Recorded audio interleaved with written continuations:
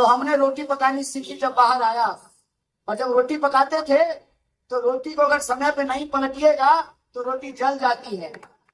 और सत्ता को सही समय पर जवाब नहीं दीजिएगा तो सत्ता अहंकारी हो जाती है। था बना क्या? 15 लाख खाते में आया क्या? 2 करोड़ नौकरी मिली क्या? महंगाई कम हुई क्या?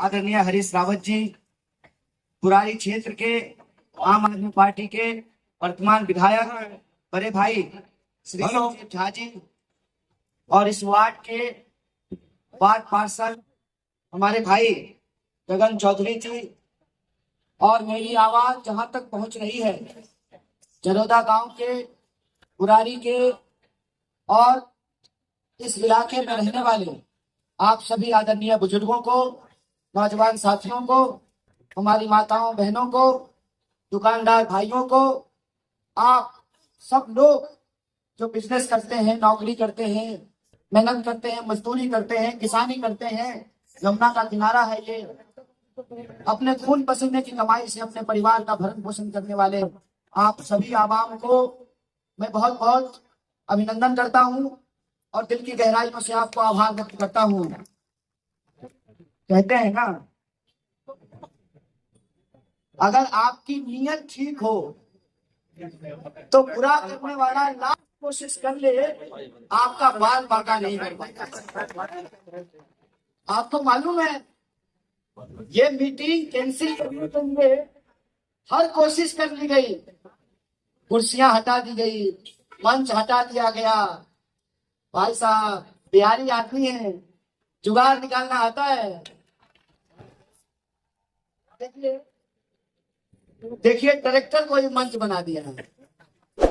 चौधरी साहब बढ़िया बुद्धि लगाए हैं। साथियों, आप सब लोग तमाम मुश्किलों के बावजूद जो इतनी बड़ी तादाद में हम मौजूद हैं, इतनी बड़ी संख्या में हम मौजूद हैं, यही हमारे लिए हौसले का काम करता है। जिस तरह से उत्तर पूर्वी दिल्ली के मतदाताओं ने अपना प्यार बरसाया है, और ये बुजुर्गों ने जो आशीर्वाद दिया है, माओ ने अपने आंचल से जो हमारा आंसू पोंछा है, वो हमारे लिए हिम्मत का काम कर रहा है, हमारे लिए एक ऐसी ऊर्जा का काम कर रहा है कि हम हर मुश्किल से टकराने को तैयार है, हर परिस्थिति को झेलने के लिए तैयार हैं। और उत्तर पूर्वी दिल्ली में जो रहने वाले लोग हैं, जब भी मैं उनके बीच लोकसभा का प्रत्याशी बनकर के जाता हूं तो मुझे याद आता है कि जीवन का भी क्या संयोग है।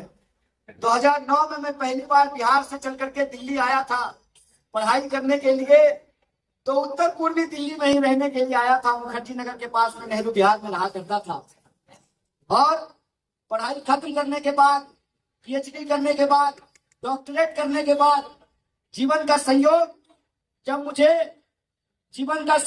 मुझे राजनीति में लेकर के आया है, गंगा किनारे पैदा होने वाला लड़का यमुना किनारे आप लोगों से कंधा मिला करके संघर्ष करने के लिए। और ये संयोग ही कहिए कि आदरणीय प्रधानमंत्री जी 10 साल से प्रधानमंत्री हैं देश के, 10 साल से आदरणीय प्रधानमंत्री जी 10 साल से दिल्ली में रहते हैं, नई दिल्ली में रहते हैं 10 साल से। और मैं भी पहली बार उत्तर पूर्वी दिल्ली का प्रत्याशी बनाया गया हूं, और 10 साल में प्रधानमंत्री जी भी पहली बार चुनाव प्रचार करने के लिए लोकसभा में उत्तर पूर्वी दिल्ली आए हैं। ये संयोग मैं आप लोगों से इसलिए साझा कर रहा हूं कि कई बार नियति को कुछ तय करना होता है, कुछ तय होता है, और हमको लगता है कि तय ये है कि मनोज तिवारी जी 10 साल के भीतर जो उत्तर पूर्वी दिल्ली की जनता है, उनके उम्मीदों पे जिस तरीके से पानी फेरा है, नल में पानी नहीं आता है लेकिन नाला से पानी बह रहा होता है। ये पुस्ता वाली सड़क रोज शाम को जाम होता है कि नहीं होता? झूठ बोल रहे हैं हम, सही बोल रहे हैं ना? और जितने वादे किए थे, चाहे सेंट्रल स्कूल बनाने की बात हो, मल्टी वहां पे यहीं बगल में बनाना था। बना क्या? 15 लाख खाते में आया क्या? 2 करोड़ नौकरी मिली क्या? महंगाई कम हुई क्या? बताइए। जिनको 450 का सिलेंडर महंगा लगता था, उनको 1200 का सिलेंडर सस्ता लग रहा है। यह जो परिस्थिति है, इस परिस्थिति में आप लोगों से मैं यही कहने के लिए आया हूं। बाकी लंबी बातचीत हमारे पूर्व उप मुख्यमंत्री हरीश रावत जी और हमारे कट्टावत विधायक श्री संजीव झा जी करेंगे, क्योंकि मुझे आगे मंदिर में जाना है।